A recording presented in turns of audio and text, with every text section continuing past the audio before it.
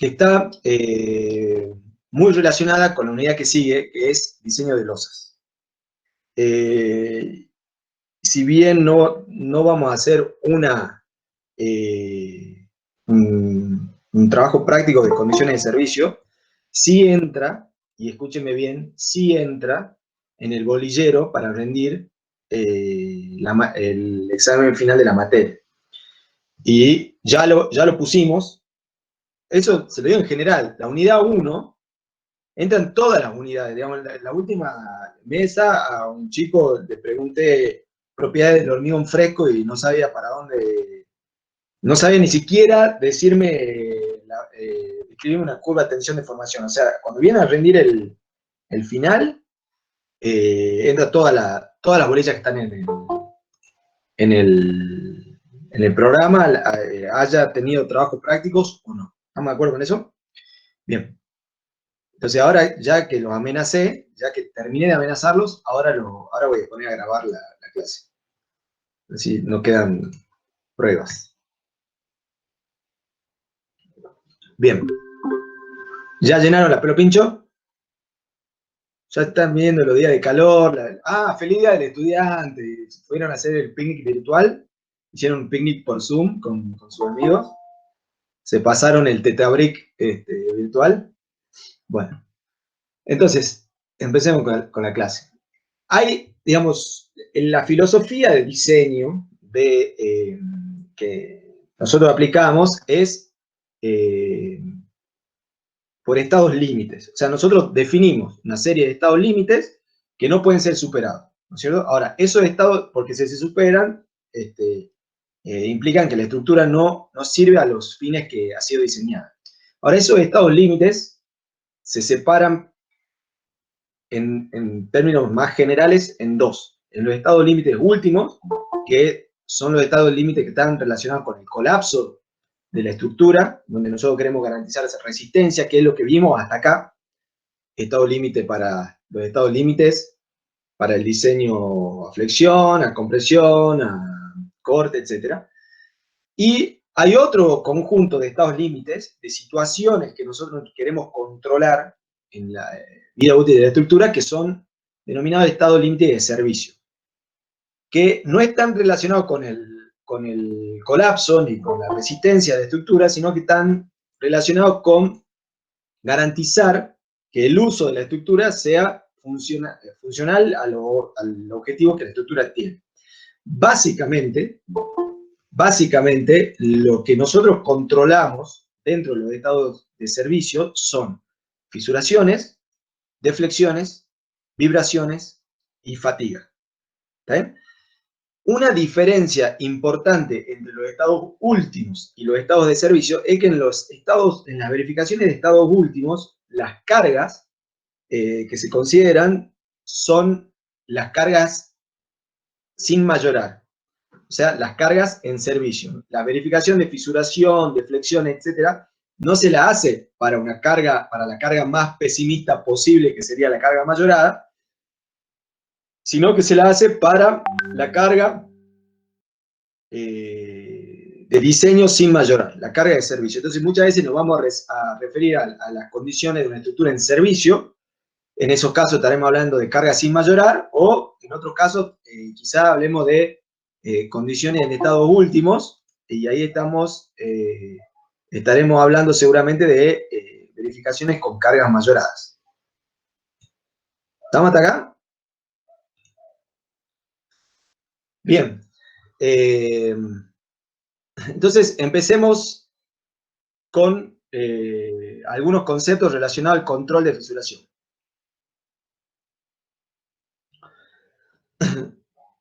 Sí.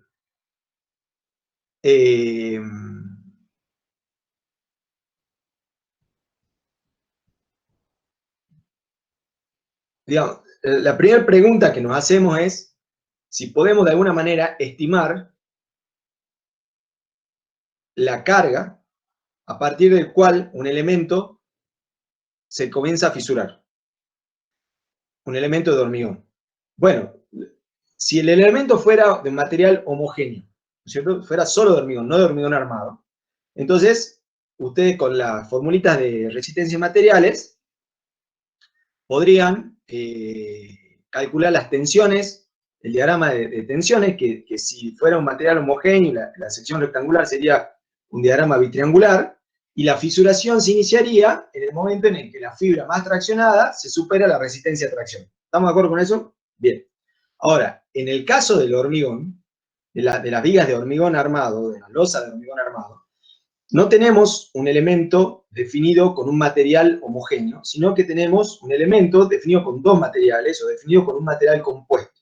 Entonces, la determinación de la carga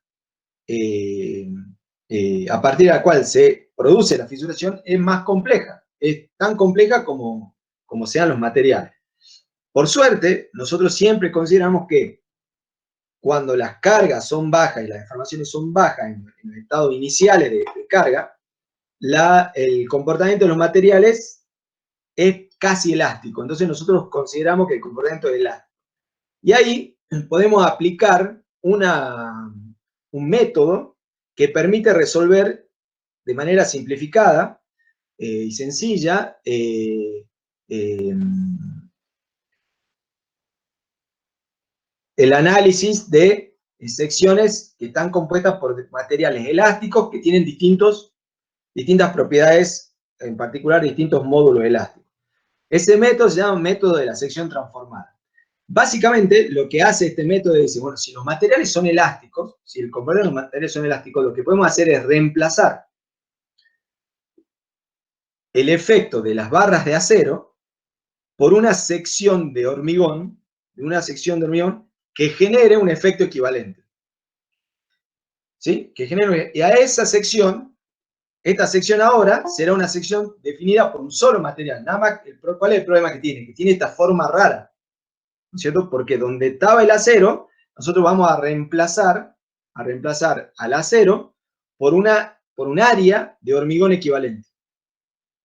Entonces, ahora, si bien la forma de la sección es un poquito compleja o rara, el análisis de tensiones es muy sencillo. ¿Por qué? Porque ahora tenemos una sección compuesta por un material homogéneo y elástico.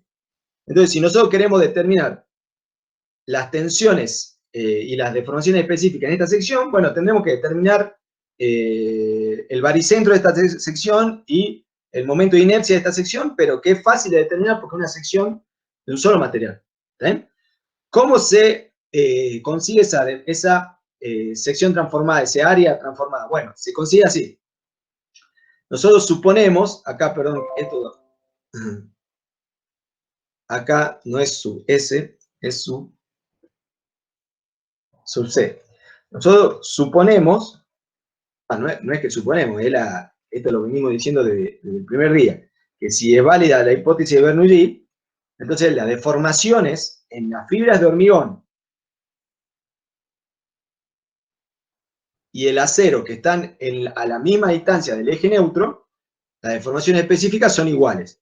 Luego podemos hacer este reemplazo y diremos que las tensiones en la fibra de hormigón serán N por las tensiones en la fibra de acero. O sea, hay una relación entre las tensiones en el hormigón y las tensiones en el acero que es N. ¿Qué es N? Es la relación entre el módulo elástico del hormigón y el módulo elástico del acero. Entonces, ¿qué tengo que hacer? Reemplazar el área de estas tres barras, por N veces un área de hormigón equivalente.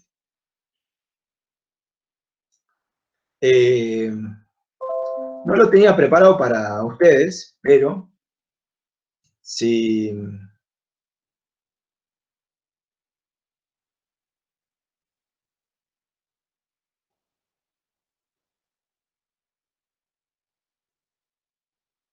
A ver, si me tienen un segundito de paciencia.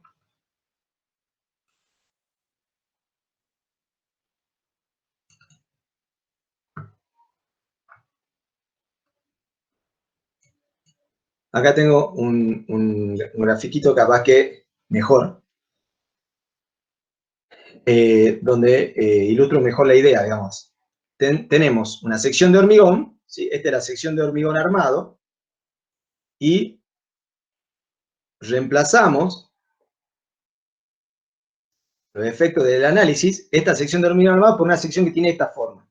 ¿Cuál es la diferencia entre esta sección y esta? Que reemplazo el efecto de las barras, ¿sí?, de acero por un área que es n veces el área de esas barras de acero. ¿Estamos de acuerdo? ¿Cuánto vale n? N es la relación entre el módulo elástico del acero y el módulo elástico del hormigón. O sea, básicamente, supónganse que tenemos una viga que tiene 3 barras del 16. Bueno, a ver, calculemos rápidamente cuánto vale n.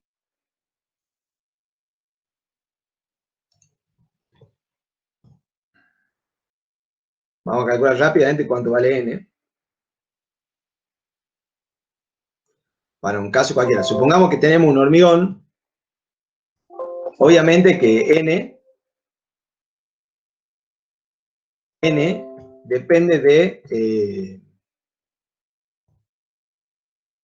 la calidad del hormigón, porque es la relación entre el módulo elástico del hormigón y el módulo elástico del acero. ¿Cuánto vale el módulo elástico del hormigón? Bueno, vale 4.700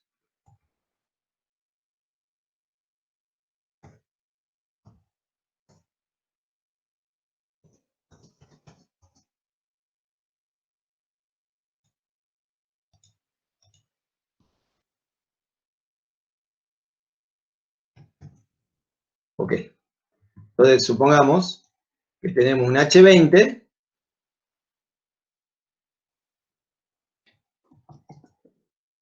Bien, entonces el módulo elástico del hormigón, H20,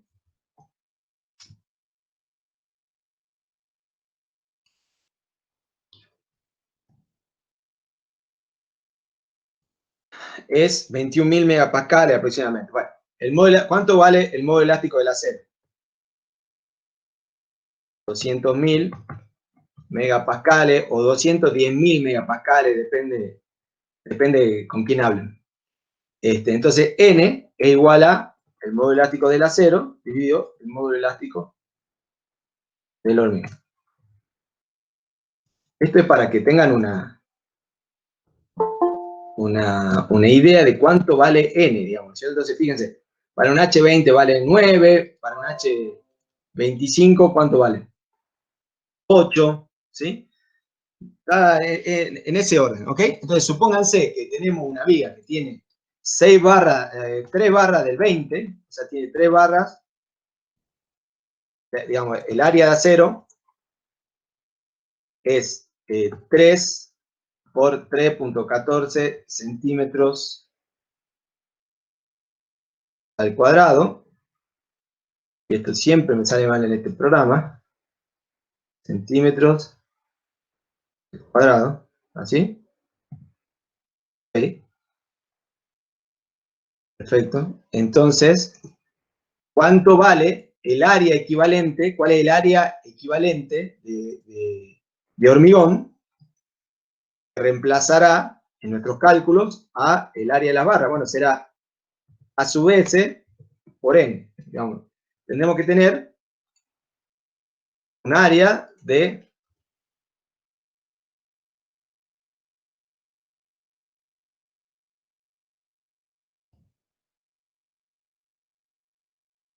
80 centímetros cuadrados. Ahora, ese área de 80 centímetros cuadrados es un área ficticia, ¿está bien? Es como si, digamos, el baricentro de ese área está ubicado igual que el baricentro, a la misma distancia del eje neutro que el baricentro de la armadura traccionada, ¿ok?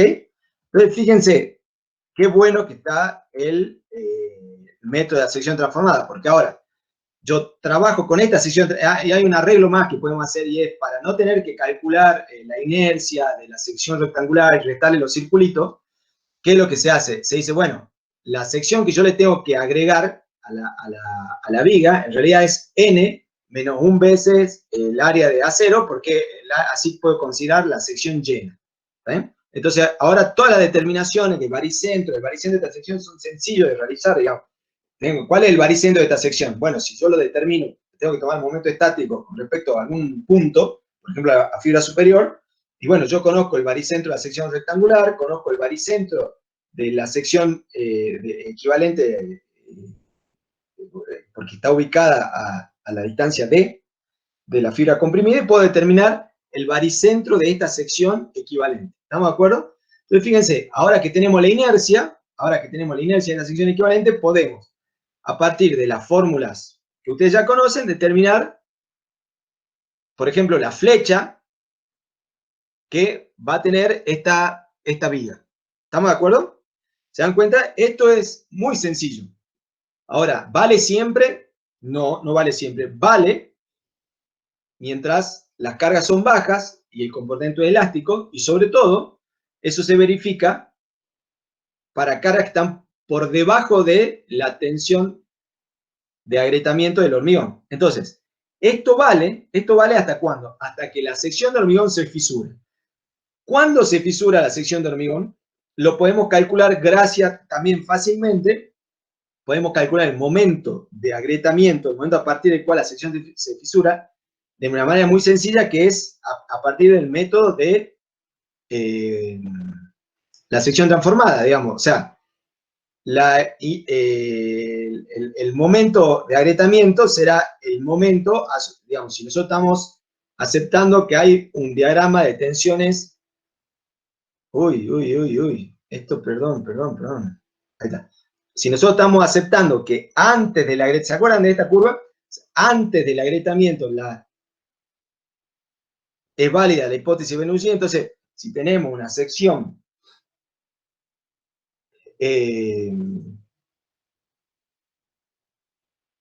elástica, podemos determinar cuánto vale el momento a partir del cual se genera el agrietamiento. ¿Cuál va a ser el momento a partir del cual se genera el agrietamiento? Bueno, va a ser aquel a partir del cual la fibra más traccionada alcanza la resistencia de tracción del hormigón. ¿Cómo calculamos eso? Bueno, así, ¿no? O sea, es la inercia de la sección transformada sobre la distancia desde el baricentro de la sección transformada a la fibra más traccionada, que será la fibra inferior, ¿sí? Por la tensión de tracción en el hormigón, la resistencia a tracción del hormigón. ¿Estamos de acuerdo? Entonces, esto es fácil de determinar.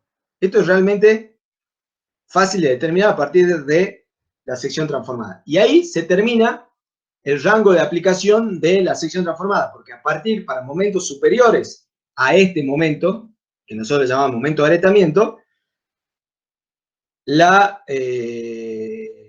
sección ya no es esta, es una sección diferente porque está fisurada, y ya no vale esta sección transformada. Tendremos que recalcular la sección transformada. ¿Estamos hasta acá? ¿Me entendieron todo lo que dije hasta acá? Si no me entienden, miren chicos, que esto entra en el final, ¿eh? Así que si no me entienden, me preguntan.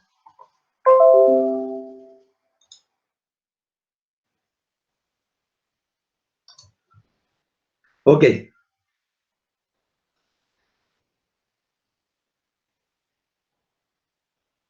Ahora, hagamos, a ver si tengo tiempo, y de manera totalmente improvisada, hagamos unas cuentitas.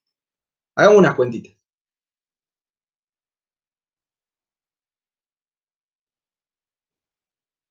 Bueno, miren, ya que vi esto, la verdad que esto es una transparencia que tenía preparada para una charla. No pensaba, pero ya que la vi, me acordé que tiene algunas cosas que estaban buenas. Bueno, esta es la curva, momento curvatura. Esto lo vimos para el primer parcial. Cuando nosotros diseñamos, ¿sí? ¿Qué punto de la curva momento curvatura representa el momento para el cual nosotros estamos diseñando la sección? ¿Se acuerdan de todo, no?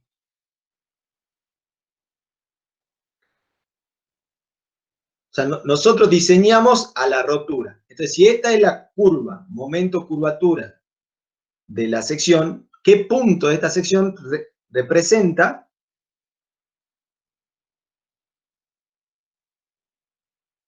el estado de rotura de la viga. O sea, ¿cuál es el punto para el que nosotros diseñamos? ¿Cuál es la magnitud del momento efectivo que nosotros diseñamos? El U, Para, el para el punto. momento último, el punto U. Claro, nosotros diseñamos acá, ¿no es cierto? Nosotros, fíjense que, digamos, tabla dimensional, lo que quieran, pero lo estamos diseñando acá. Nunca nos, hasta ahora, hasta esta bolilla, nunca nos preguntamos, che, ¿y qué pasa en todo, desde que nosotros comenzamos a aplicar carga, qué pasa con la viga hasta la rotura? Bueno, hay deformación, digamos, hay deformación en función de la carga que se está aplicando y esa relación no es lineal, digamos, es lineal o casi lineal hasta el momento de agrietamiento. Después tenemos una zona ya que puede, de manera simplificada, considerarse también como una recta, pero ya no hay linealidad, hasta que el acero entre en fluencia. Después tenemos un pequeño tramo de comportamiento entre que el acero entre en fluencia y el hormigón falla por aplastamiento. ¿Estamos de acuerdo o no? Ahora, este momento para el que nosotros estamos diseñando la viga es el momento último, o sea, cargas mayoradas. La pregunta es, en servicio, digamos, realmente, cuando las cargas de diseño estén aplicadas sobre la estructura, pero no las cargas mayoradas, sino las cargas que realmente se aplican sobre la estructura, estén actuando sobre ella, ¿en qué tramo de la curva, momento curvatura, estamos parados para estudiar el comportamiento de la viga? ¿Me entienden la pregunta? ¿En el tramo elástico? A partir de la afluencia. Bueno, Claro. digamos, no lo sabemos. Digamos, hay que determinar, digamos, hay que ver cuál es la magnitud de las cargas en servicio, o sea, las cargas sin mayorar que están aplicadas sobre el elemento y buscar en el diagrama momento curvatura dónde estamos parados. Yo acá le hice unas cuentitas muy sencillas para que vean un caso básico. Una losa, ¿sí? Ya van a ver ustedes más o menos una losa, más o menos, con contrapiso, toda la historia, tiene un peso propio de 5 kilonewton, o sea, 500 kilos, y si es una estructura para fines de habitación, la sobrecarga de uso son 200 kilos, ¿ok? Entonces, fíjense, yo acá hice una relación muy sencilla de cuál es la relación entre la carga viva y la carga muerta, y calculé cuánto vale la carga, el momento último, la magnitud, cuál sería la magnitud del momento último en función del momento de la carga permanente, considerando los coeficientes de mayoración de esta combinación de carga. ¿Sí? Y acá hice lo mismo, pero sin mayorar el momento de la carga permanente, el momento de la carga viva. Entonces lo que tengo acá es cuánto vale el momento total actuando sobre la columna en servicio, o sea, de la carga sin mayorar. Esto es válido siempre que la relación entre la carga viva y la carga muerta sea 0,4, o sea, que la carga viva sea más o menos un 40% de la carga muerta. ¿Estamos de acuerdo? Si esto vale, que vale en muchísimos casos de manera aproximada, la relación entre el momento en servicio, o sea, el momento cuando se carguen los 200 kilos para los cuales la losa ha sido diseñada, y el momento último, que es el momento mayorado, o sea, esos 200 kilos más el peso propio mayorado, es 0,75. O sea, para este caso básico, en servicio, nosotros estaríamos por aquí. ¿Se dan cuenta? En este tramo de la curva. ¿Se dan cuenta? Probablemente no lleguemos a la fluencia, y fíjense que estamos muy lejos en términos de deformaciones. Digamos, las deformaciones recién comienzan a crecer de manera importante cuando pasamos la fluencia. ¿Se dan cuenta? Ahora, si la relación entre la carga viva, si el peso propio es mucho más grande, bueno, probablemente, mucho más grande que la carga viva, probablemente el comportamiento de nuestro elemento se represente por un tramo de la curva que esté más cerca del momento de agrietamiento, y si la carga viva es más grande, es más cercana a la carga permanente, probablemente estemos más cerca del punto de fluencia. Ahora, esto es más o menos para que tengamos un orden de magnitud. O sea, en situaciones estándar, en servicio, las cargas que están aplicadas sobre nuestro elemento están en ese orden, no son un 70, un 60% de la carga mayorada. Por lo tanto, es casi imposible pensar que el momento aplicado no va a ser menor al degretamiento. En otras palabras, en servicio, las cargas que nosotros aplicamos sobre la estructura, por lo general, están por arriba del momento de agrietamiento. O sea, en general, las estructuras de hormigón armado en servicio trabajan fisuradas. Y si no queremos que trabajen fisuradas porque tenemos un reactor nuclear o lo que sea, hay que hacer mucho esfuerzo en términos de armadura y de otras cosas para inhibir la fisuración. ¿Está bien? Ahora, esto nos muestra algo. No hay ningún problema con que la estructura esté fisurada, siempre que las fisuras sean de un espesor aceptable para el destino. O sea, una fisura capilar de décimas de milímetro en una vivienda no asusta a nadie. Hasta le diría una fisura de medio centímetro en una viga. A ver, bueno, cuando vuelva, yo siempre le hago ver, cuando estamos en la Católica, les muestro las vigas de la aula, hay fisuras capilares, siempre. Pero, y eso no pasa nada, digamos, porque la fisura capilar no hace perder la protección del acero ni nada. O sea, es imposible que no haya fisuras en una estructura de hormigón en servicio. Es muy difícil, pero no, de nuevo, no pasa nada. Lo que nosotros tenemos que hacer es limitar el tamaño de esa fisura para que no se pierda la protección del hormigón y para que no, vamos a poner así, estados de fisuración muy elevados están asociados a grandes deformaciones, no queremos grandes deformaciones. Y, por supuesto, hay una cuestión psicológica, que es que nadie quiere vivir en una casa que esté fisurada, aunque no haya ninguna posibilidad de que la casa o el edificio o el hospital se vayan a caer con ese tamaño de fisura. ¿Me entienden o no? Pero miren esto, hagamos un jueguito, a ver si un jueguito para mí. Miren qué divertidos que son mis juegos. Imagínense mis hijos, cómo les gusta jugar conmigo si yo les estoy diciendo, vamos a hacer un jueguito de hormigón armado. Bueno, a ver si sale una cuentita muy sencilla.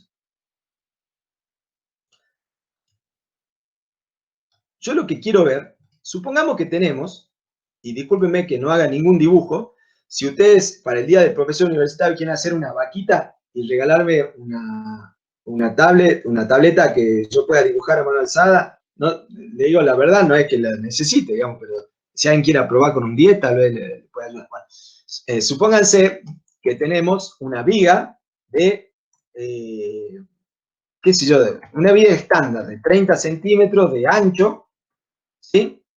Y 50 centímetros de alto. ¿Ok? Bueno, y que esa viga tiene una armadura traccionada igual a 3 barras del 20. ¿Alguien me puede decir cuánto vale el momento último que esa viga puede resistir?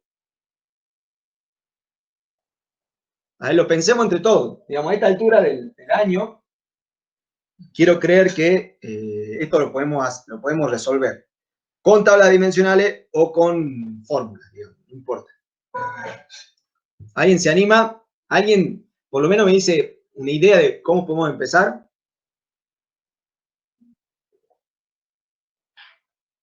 Bueno, podemos empezar, como no tenemos carga axial, diciendo que T es igual a C. ¿Se acuerdan de eso o no? Tenemos que ubicar el eje neutro, ¿ok? Entonces, T será igual a... ¿Ven ahí o está muy chiquita la letra? Sí, se ve. Bueno, T será igual a la armadura por la tensión de fluencia. Vamos a suponer que el acero está en fluencia y después lo verificaremos una vez que tengamos la deformación del acero. Y C es 0,85 F'C por A y por B. ¿Se acuerdan? Esa igualdad se tiene que verificar. Ahora, lo que podemos hacer es, de acá, despejar A o despejar C, que esto es beta 1 por C, A es beta 1 por C, ¿se acuerdan de esto? Y si quieren, para complicarnos más la vida, porque no hace falta, podríamos despejar de acá C, pero para ser coherente con el nivel de complicación habitual, esto es KC por D. ¿Estamos de acuerdo? ¿Qué tenemos que despejar de acá? ¿Cuál es la incógnita acá? El momento. Bueno, pero la primera incógnita es, KC. no me acuerdo, KC será igual a qué. Tenemos que despejar de acá y de acá.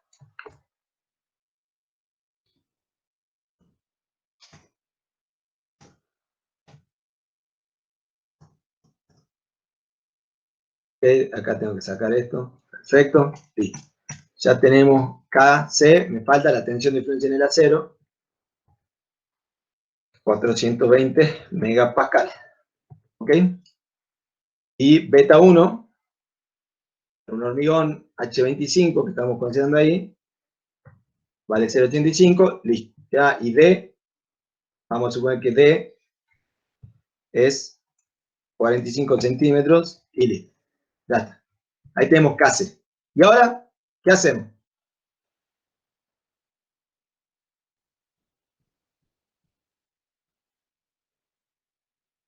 ¿Qué hacíamos con KC?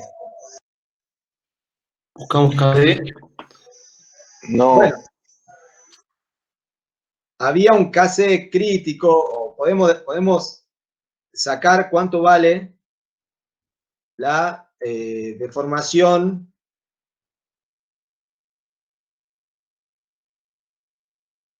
en el acero.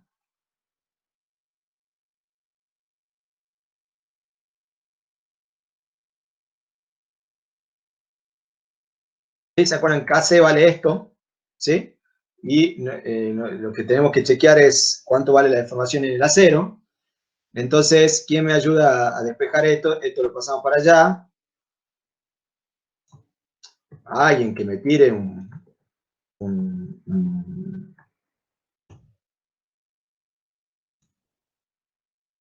centro, una idea, una palabra de cariño. Oh, qué chambón este programa.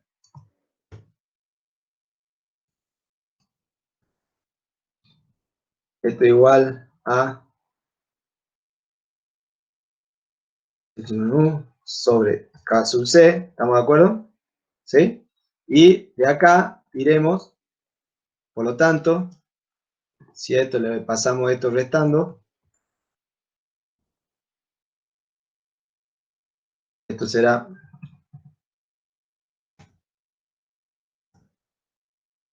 epsilon sub S. Ok, ¿cuánto vale epsilon U? Si no lo voy a preguntar porque es muy probable que yo lo pregunte ahora y me contesten mal y me voy a largar a llorar si me contestan mal terminando el año. ¿Cuál es la deformación de rotura del hormigón? Así que no lo vamos a hacer. Bueno, esto, vamos para hacerlo más sencillo, como es adimensional, podemos poner acá el 3 por 1000. Entonces el acero tiene una deformación del 15 por 1000. ¿Y eso qué significa? ¿Para qué me importa eso? Para saber que la deformación es mayor al 5. Para más, entonces ya conozco Al 5 cuánto vale por el 1000. phi. Y ¿Y ya qué más? como la deformación es mayor al 5 por 1000, son válidas la otra hipótesis de poder calcular el KD y después el momento. Bueno, básicamente esto me verifica dos cosas, como dice su compañero, que phi, ¿sí? El factor de reducción vale 5, vale 0,9, y que esto es verdad, que la deformación en el acero es mayor a la deformación de influencia, que no es el 5 por 1000, sino que el 2 por 1000, ¿no? Ojo, no se confundan. Bien. Y ahora, miren qué fácil, el momento último será igual a ¿qué? A AS por F Y por E menos A sobre 2.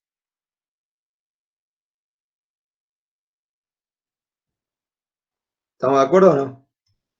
Bueno, si no están de acuerdo no importa, yo sí estoy de acuerdo. Y en este momento, gracias a la virtualidad, eso es lo único que importa. Y esto por... perfecto. Esto no tiene que darnos en joules, tiene que dar en kilonewton metro, que es lo mismo. Perfecto. Fíjense, este es el momento, perdón, y esto hay que multiplicarlo por 0,9, ¿sí? Porque si no sería el momento nominal, ¿ok? El momento último es 150 kilonewton, ¿ok? ¿Estamos de acá? Bien. Ahora, la pregunta es, esta sección, yo la puedo cargar hasta 150 kilonewton. Ahora, ¿a partir de qué momento flector la sección se fisura?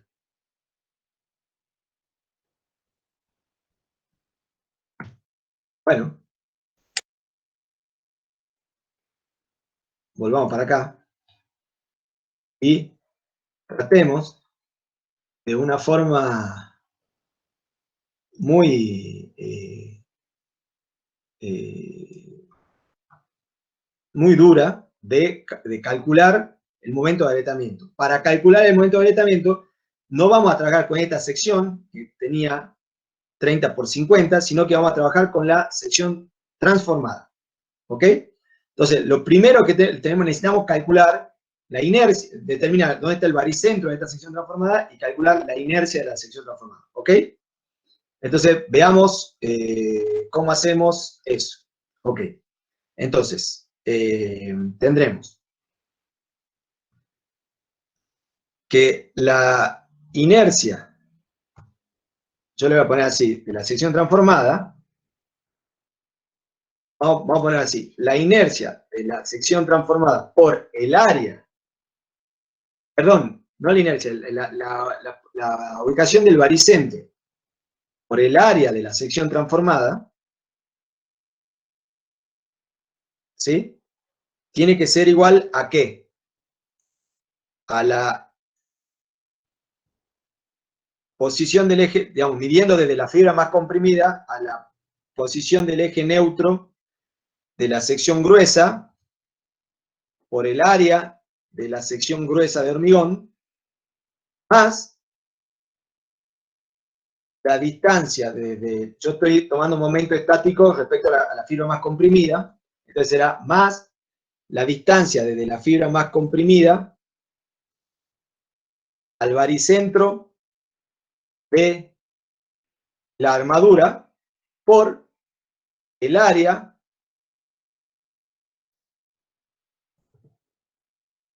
de acero, pero en términos de sección transformada. ¿Se dan cuenta de lo que estoy haciendo acá? Estoy determinando un momento estático para determinar dónde está el baricentro de esta sección. ¿Estamos de acuerdo? Entonces, veamos. ¿Cuánto vale el área de la sección gruesa? Y bueno, el área de la sección gruesa vale P por H. ¿Ok? Eso no es ningún problema. ¿Y cuánto vale la distancia entre la fibra más comprimida, entre la fibra superior, y el baricentro de la sección gruesa? Y bueno, es simplemente H sobre 2, ¿verdad? Es el baricentro de la sección rectangular de hormigón. ¿Estamos hasta acá? Bien. Ahora, ¿cuánto vale el área de la sección transformada de acero? Bueno, según vimos hace un ratito, vale n menos 1 por el área de acero. ¿Ok? ¿Estamos hasta acá?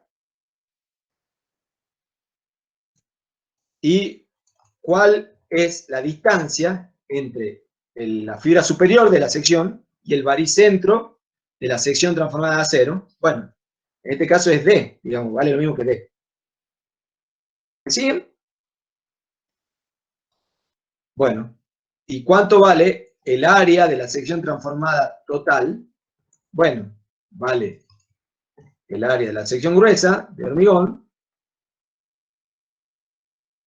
más el área de la sección transformada de acero. Entonces yo ahora de acá puedo despejar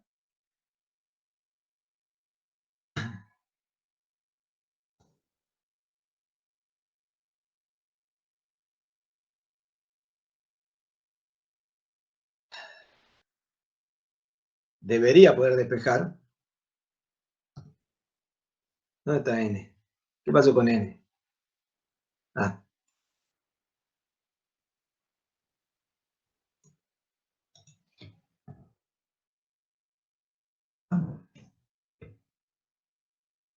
Fíjense, veamos si esto es coherente.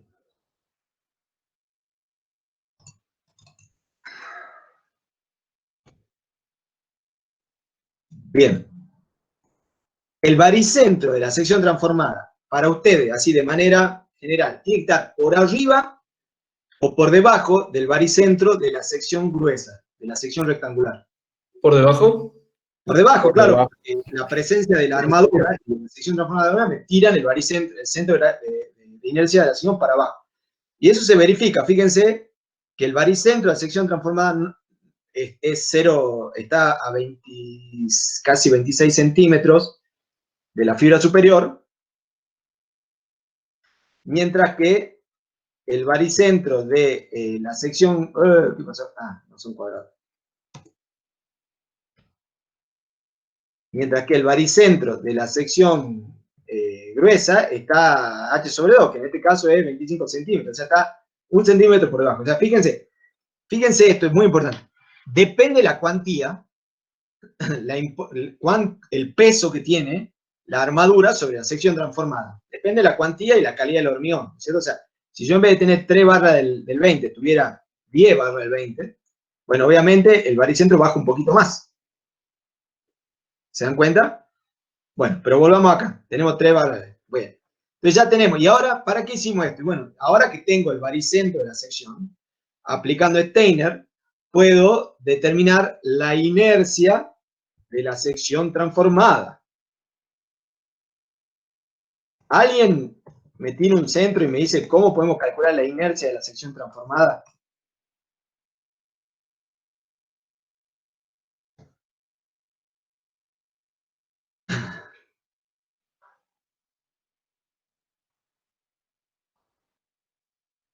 Bueno,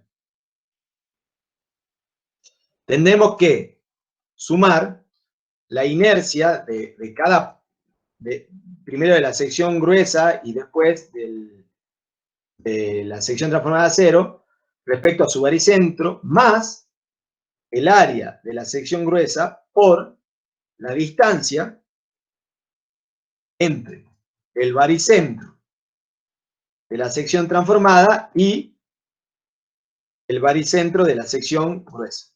Y esto va al cuadrado. ¿Estamos de acuerdo o no? ¿Sí o no? Hablen, hablen, hablen conmigo, hablen. Sí, está bien. Gracias. Hay que sumarle la... No, está bien. Ahora hay que sumarle. Sí, ingeniero.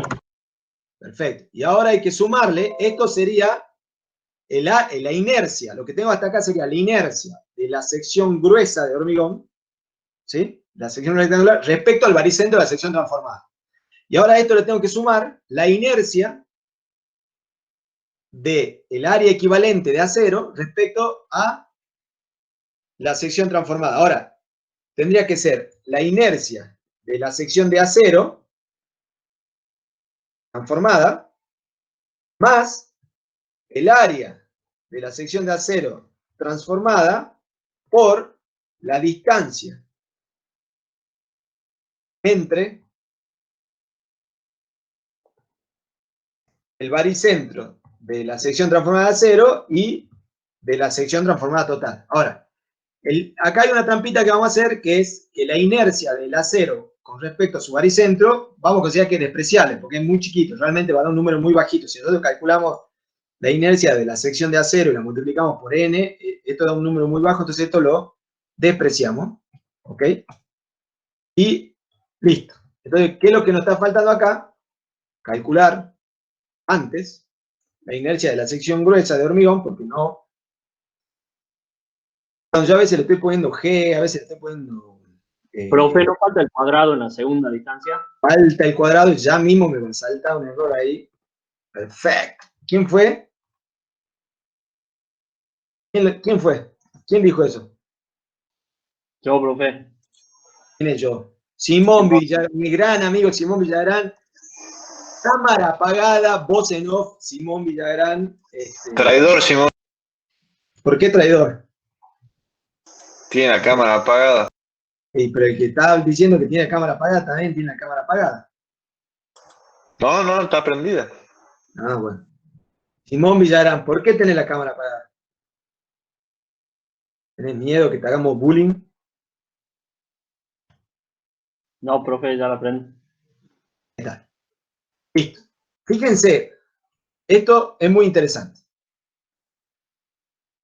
Es muy interesante, la verdad que no. Muy interesante, no sé, un buen libro, que yo tengo que decir porque me pagan para decirle que esto es muy interesante, pero en realidad no es muy interesante.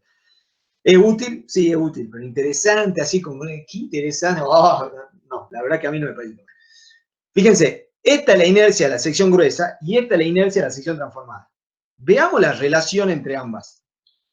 La relación entre la inercia de la sección gruesa y la inercia de la transformada. ¿Cuánto es? 0,92.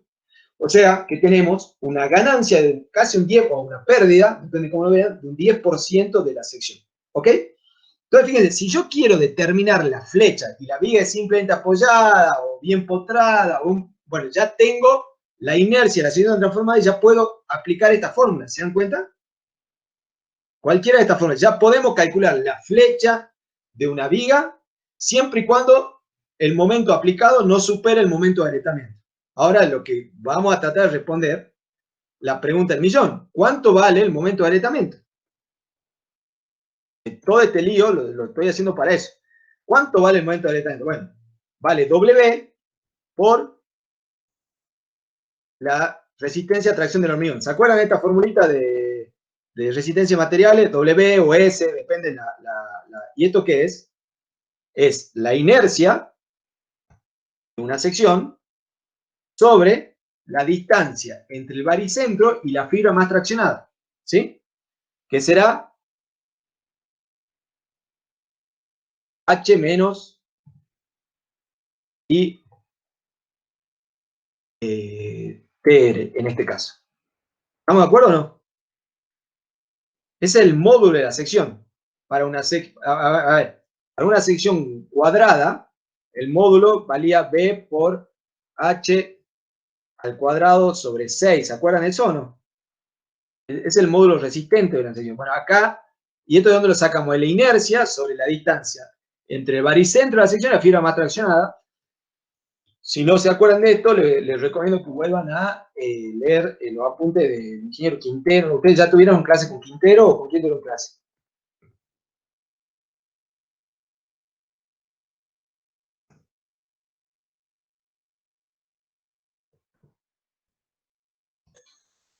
Y nos está faltando la tensión de rotura del hormigón a tracción, que lo podemos calcular. Si ustedes se acuerdan, la norma propone que utilicemos esta expresión. Fíjense que tenemos un hormigón H25 y la resistencia a tracción del hormigón a flexión, ¿se acuerdan que no es la misma la resistencia a tracción del hormigón a tracción pura que a flexión, que a lo que fue, que a tracción diametral, ¿se acuerdan eso? Bueno, a flexión más o menos es 3 megapascales, ¿ok? Entonces, ¿cuánto vale el momento de agrietamiento de nuestra sección? Vale 44 kilonewtons. ¿Y se acuerdan cuánto vale el momento último? Habíamos dicho, habíamos calculado hace un ratito y valía 150 kilonewton metro. ¿Ok? Entonces, si nosotros, esto es válido, esta inercia y este análisis elástico es válido hasta un momento que tiene esta magnitud. Si superamos esa magnitud, la sección se fisura. ¿Estamos de acuerdo? Simón Villarán, ¿dónde estás? Quiero que me digas si estás de acuerdo. Sí, profe. No estaba prestando atención así que no sé. Me imagino lo que te dice tu novia cuando se te declara su amor incondicional y qué sé yo, y vos estás pensando no sé, muy mal. Simón, me rompiste el corazón, no importa. Entonces, ahora, ¿estamos de acuerdo hasta acá? A ver, a mis 3 amigos que tienen la cámara prendida, ¿están de acuerdo hasta acá? Bien, bueno, Sí, ingeniero. perfecto, Santiago, muy bien. Sí, perfecto, tal vez, bien.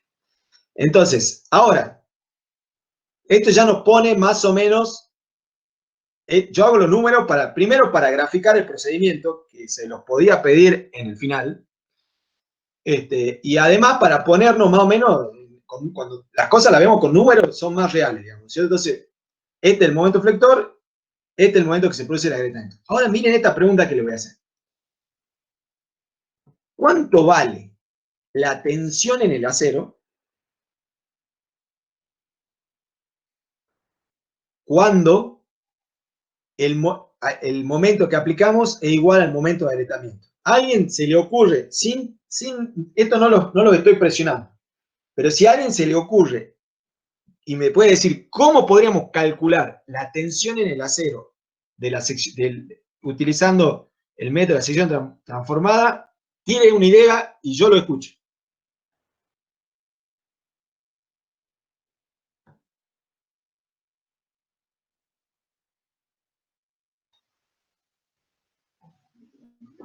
Podríamos ver las deformaciones que generan ese momento en el acero y de acuerdo a las deformaciones sacamos la tensión.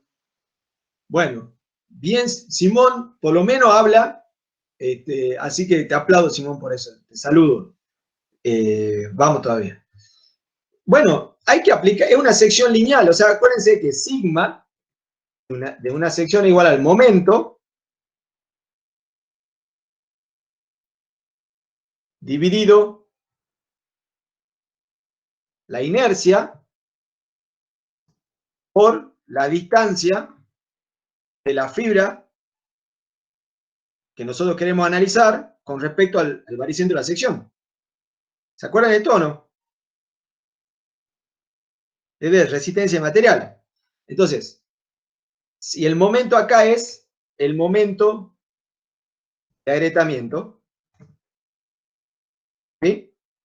Esto yo en vez de ponerle, le voy a poner Fs, perdón, le voy a poner F, bueno, vamos a dejarlo con sigma por ahora.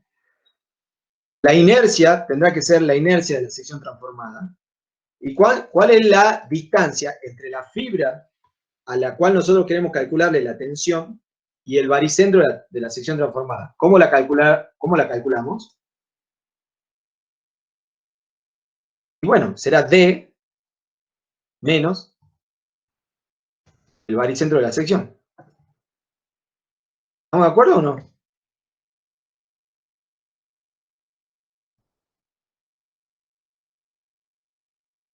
¿Estamos de acuerdo? Sí, sí. Bueno, ¿es una tensión de tracción o de compresión?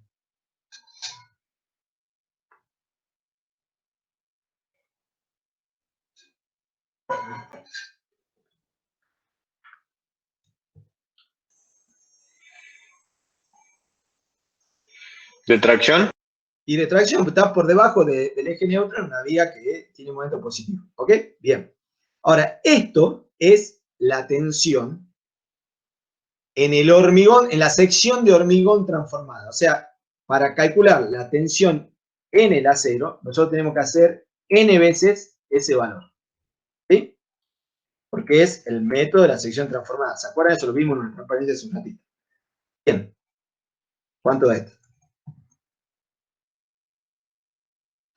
21 megapascales. Entonces, para esta sección de hormigón armado, la tensión en el acero, en el momento que se genera la primer fisura por flexión, es 21 megapascales. ¿Qué les parece? Pensando en voz alta, no tienen por qué darme una respuesta correcta, pero tiren una tabla. ¿Es una tensión alta, baja, media?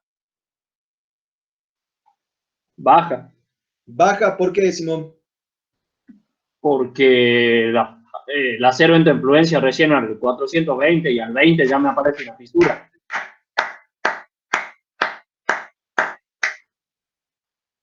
O sea que hasta el 420 me aparece. Te reivindicaste.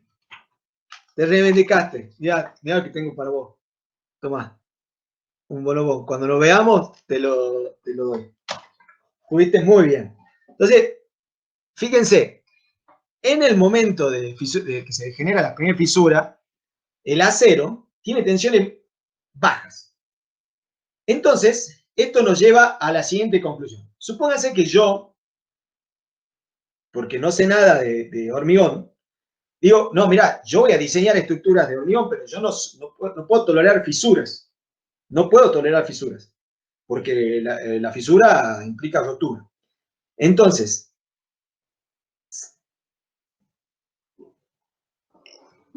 esta sección de 30 por 50, que para nosotros resiste 150 kN, solamente va a resistir 44 kN.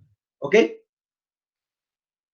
Yo voy a tener, para lograr una sección de hormigón sin fisuras, mantengámoslas, hagamos un juego, mantengamos las dimensiones de la sección de hormigón y agreguemos armadura hasta que logremos un momento, una sección de hormigón armado de 30 por 50 con una cantidad de acero que resista 150 megapascales sin fisurar.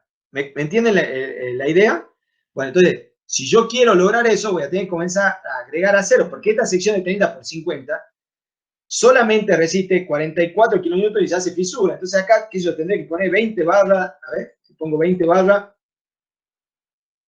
miren, le puse 20 barras del 20 y el momento de agrietamiento es 70 kN. No llego. ¿Cuánto? No sé, necesito ponerle 60 barras de acero. No sé. Está. 123, el momento de agrietamiento es 123. Le voy a poner 80 barras del 20. 80 barras del 20. Ahí está. Bueno, vamos a ser más exactos. Vamos a poner 82 barras del 20. A ver, 147 kilonewtons, no llego. Vamos a ver, 85 barras del 20. Ahí está, 151 kilonewtons. Perfecto.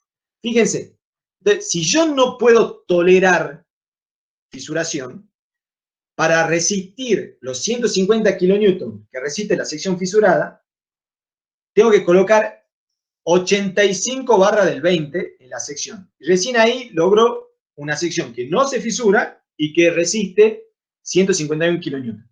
Ni que habla, acá hay que ver cuánto vale las tensiones de compresión de hormigón. Fíjense las tensiones en el acero. 16 megapascales. ¿Qué quiere? ¿A dónde voy? ¿Cuál es la conclusión de todo esto? Para lograr secciones económicas y razonables de hormigón, no solo es inevitable la fisuración, sino que es necesaria. Porque si el hormigón no se fisura, si nosotros quisiéramos trabajar con secciones de hormigón no fisuradas siempre, las tensiones en el acero en servicio son muy bajas y tenemos que poner una enorme cantidad de acero para compensar que las tensiones son bajas. ¿Entiendes? Porque al final del día lo que nosotros necesitamos es una fuerza, una tensión por un área. ¿Entiendes? Acuérdense que la componente T en una sección de hormigón es el área de acero por la tensión en el acero. Nosotros tenemos la tensión más alta, nosotros diseñamos con la tensión más alta que 420 y usamos áreas bajas. Si limitamos, por la condición de no fisuración, limitamos la tensión en el acero, vamos a tener que aumentar drásticamente la sección de acero. ¿No? ¿Me entendieron todo este berenjenal que hice para que me entiendan de que sí o sí en los elementos de hormigón armado es necesario para obtener secciones razonables y económicas que la sección esté fisurada. Si no se fisura la sección, no tenemos un uso efectivo del acero, estamos desperdiciando acero. Para eso, en vez de utilizar acero 420, utilicemos un acero o otro material que tenga una tensión de rotura menor o una tensión de fluencia menor de 20, 25, 30 megapascal. ¿Me entienden la idea? Entonces, fíjense, después de haber visto cómo se calcula el momento de agrietamiento, de la introducción a la sección transformada, etc., vamos a ver algunas conclusiones. Las fisuras por fricción aparecen generalmente para cargas menores a la carga de servicio. O sea, eso lo vimos hace un ratito, digamos. En servicio, por lo general, las solicitaciones de servicio están por arriba de las solicitaciones de fisuración. Otra conclusión es que las fisuras no solo son inevitables, sino que son necesarias para el uso efectivo del acero. Si nosotros vamos a diseñar secciones de hormigón armado que trabajen en servicio sin fisurar, vamos a tener una sección sumamente económica porque no podemos aprovechar toda la resistencia del acero. O sea, para eso no usemos ese acero, usemos otra cosa. Y en un elemento correctamente diseñado, las fisuras son muy delgadas, son capilares. Entonces, si el elemento de hormigón armado está correctamente diseñado, va a trabajar fisurado en servicio, vamos a aprovechar correctamente el acero y el espesor de la fisura no va a generar problemas en la vida útil de la viga. Es más, por lo general ni se ven en términos de que la pintura lo tapa. ¿Sí? O sea, obviamente que si no pintamos nunca una casa en los 50 años, vamos a notar la fisura, digamos, ¿cierto? Pero si con un mantenimiento regular, por lo general no se ve. Ahora, ¿qué quiere decir que un elemento debe estar correctamente diseñado? Bueno, la norma dice que las especificaciones de diseño de este reglamento llevan implícitas el control de fisuración. O sea, si nosotros respetamos y verificamos todo lo que el reglamento CIRSO nos dice, entonces de manera implícita vamos a tener un buen control de fisuración razonable para la mayoría de las situaciones. ¿Está claro? No tenemos que hacer más que lo que dice el reglamento. ¿Ven? Bien. Entonces, ¿qué dice el reglamento? Bueno.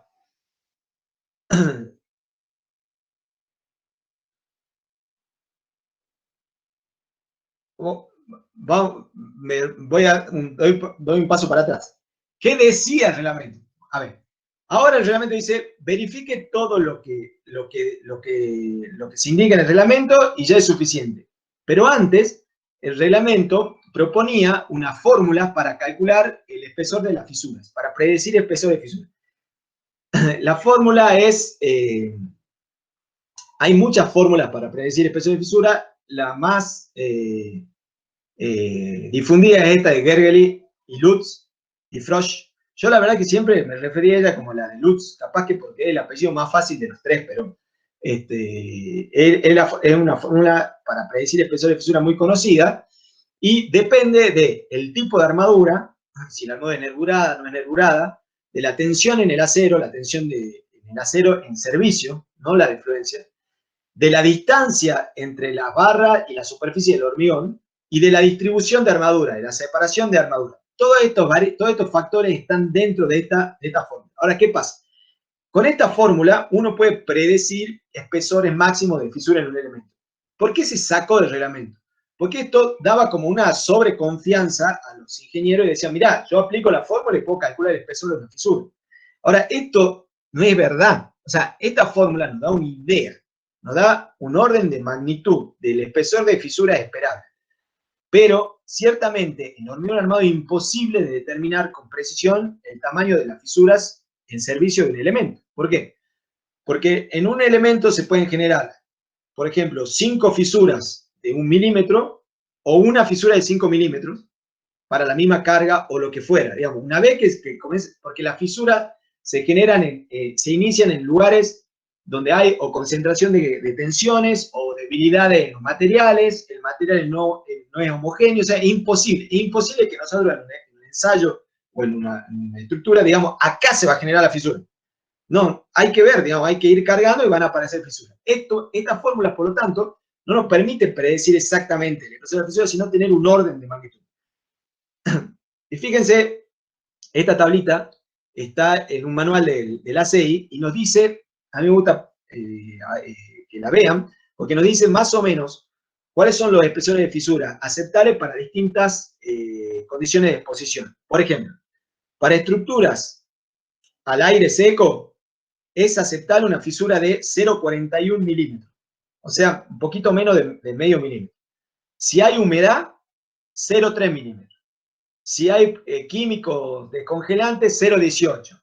Y por ejemplo, para estructura de retención de agua, 0,1 milímetros. Esa sí es muy finita y difícil de lograr. O sea que, fíjense que en condiciones normales, podemos aceptar, son tolerables fisuras de hasta 0,3 milímetros de espesor sin ningún tipo de problema. Ahora, el reglamento sacó esto del reglamento, transformó a partir de esta fórmula, la dio vuelta, y lo que hizo fue proponer esto. Y decir, en vez de permitirle al ingeniero que prediga el espesor de fisura, lo que hizo el reglamento ahora es decir, mire, coloque la armadura con una separación menor que esta fórmula ya la vieron, ¿no es cierto? Bueno, si no la vieron ya la van a ver. Con una separación menor que esta, para inhibir o disminuir la posibilidad de que se generen fisuras por flexión que tengan espesores fuera de lo aceptable. ¿Está bien? Entonces, ahora la norma no nos permite a nosotros calcular el espesor de fisura. Entonces, ahora nadie tiene la confianza de decir, mira, yo voy a calcular el espesor de fisura. Lo que hacemos es decir, mira, la armadura longitudinal, la armadura de la losa o de la viga, hay que colocarla con separaciones máximas que se calculan con esta fórmula para controlar la fisuración. ¿Se dan cuenta la diferencia? Acá también, ¿va a haber fisuración? Sí, va a haber fisuración, pero si hacemos esto, la vamos a controlar, va a estar dentro de los límites aceptables. Bueno, ¿y qué tiene esta fórmula? Tiene acá la tensión del acero en servicio. Fíjense que acá ya lo van a ver en la clase práctica, se permite considerar que la tensión del acero en servicio es igual a 2/3 de la tensión de fluencia. Eso viene de algún razonamiento parecido al que yo les mostré hace un ratito, donde habíamos visto que los momentos de servicio son 2/3, 0,70, 0,60 de los momentos últimos, digamos. Entonces, si en el momento último el acero está en fluencia, se permite aceptar que la tensión del acero en servicio, de manera simplificada, es 2/3 de la tensión de fluencia, y CC es el recubrimiento clear cover, el recubrimiento de la barra, la distancia entre la superficie de la barra y la superficie más cercana libre del hormigón. Bien, estas separaciones dan en el orden, por lo general, en el orden de 30 centímetros. ¿Está bien? Más o menos. Bien. ¿Qué más dice la norma? Bueno, acá hay una indicación para controlar la fisuración en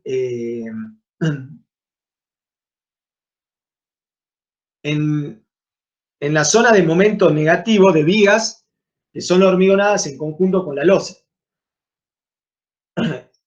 Lo que dice la norma es, si vos tenés una viga, ¿no es cierto?, de hormigón, que se va a hormigonar en conjunto con la losa, y vos colocás toda la armadura de la viga, toda la armadura a momento negativo de la viga, la colocás dentro de la viga, una vez que vos salís de la viga y entrás en la losa va a tener repentinamente poca resistencia a la tracción. Entonces, lo que recomienda la norma es que, como hay un efecto de viga-placa, ¿sí?, hay un efecto de colaboración en el espesor de la losa, es que parte de la losa, de la armadura en momento negativo, se coloque por fuera del ancho del nervio.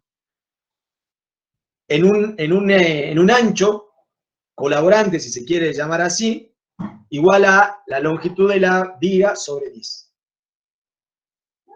¿Y qué más dice la norma? Además de la cuantía mínima y toda la historia esa que ya hemos estudiado tantas veces, bueno, acá da una recomendación para vigas, capaz que a alguno le sirve en el trabajo integrador, para vigas que tienen 90 centímetros de altura o más.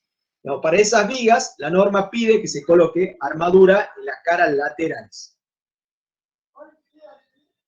Bien, ahora, hasta aquí, fisuración. Era lo primero el primer estado límite que nosotros queríamos controlar, era el estado de fisuración. Entonces, en resumidas cuentas, básicamente lo que tenemos que hacer para controlar la fisuración es cumplir con todo lo que dice el reglamento. Si cumplimos con todo lo que dice el reglamento, tenemos un control razonable de fisuración. Bien, ahora, ¿qué pasa si nosotros queremos calcular la flecha de un elemento, pero no para las solicitaciones por debajo del momento de aletamiento, sino para solicitaciones que estén, para las solicitaciones de servicio que están por encima del momento de aletamiento? Bueno, en términos generales, cualquier elemento solicitado a flexión, su flecha se calcula con una fórmula que tiene esta fórmula. Una función de la carga, la luz de las condiciones de apoyo sobre E por I. ¿Sí? Por ejemplo, en una viga simplemente apoyada, esto es 5 sobre 384 Q por L a la cuarta sobre E por I. ¿Estamos de acuerdo? E por I se denomina rigidez a flexión. Ahora, el problema es el siguiente. ¿Cuánto vale E y cuánto vale I en una viga de hormigón armado? Bueno, si la viga no está solicitada para momentos flectores por debajo del momento de aletamiento, podemos utilizar a E, el módulo elástico del hormigón, e I, la inercia de la sección transformada. Ahora, ¿qué pasa cuando el momento que está actuando sobre la viga es mayor que el momento de aletamiento? Bueno, ya no vale la sección transformada que habíamos calculado recién. Hay que calcular la sección transformada, de la viga fisurada. ¿Sí? Y ahí podríamos calcular una sección transformada de la viga fisurada, calcular la inercia de esa sección transformada, y ahí podríamos reemplazar el valor de E por I en esta ecuación y podríamos predecir la flecha. Pero ¿qué pasa? Eso vale para cargas que generan tensiones bajas en el hormigón y en el acero, donde nosotros podemos considerar que los materiales se están comportando dentro del rango elástico. Hagamos 2 minutos de recreo, son las 20 y 20, volvemos a las 20 y 25, ¿les parece? Así se despabilan un poco, ¿ok? Dale, ingeniero, buenísimo.